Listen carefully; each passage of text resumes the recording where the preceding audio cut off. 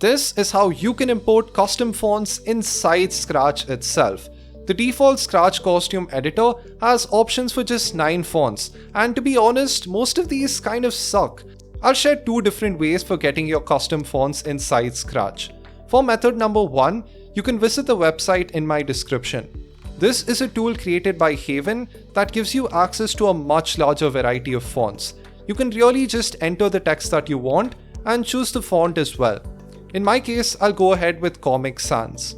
Next, download the SVG file and then import that into the Scratch costume editor.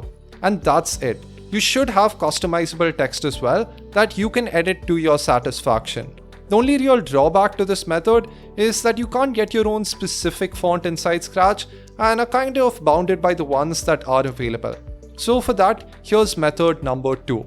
First, type out your text in the editor itself and then export it as a .svg file. Next, go to its location and open with Notepad.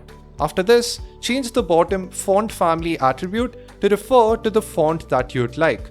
This time, I'll choose Garamond. Save, and if you import this costume back into Scratch, then you will have an editable custom font. While you can always export the text locally as an image, the advantage to these 2 methods is that you can change the text within the Scratch editor itself. If your font happens to be cut out like this, then add a few spaces to the end and a couple of empty lines at the beginning. Center this and your font should now be working the way you expect.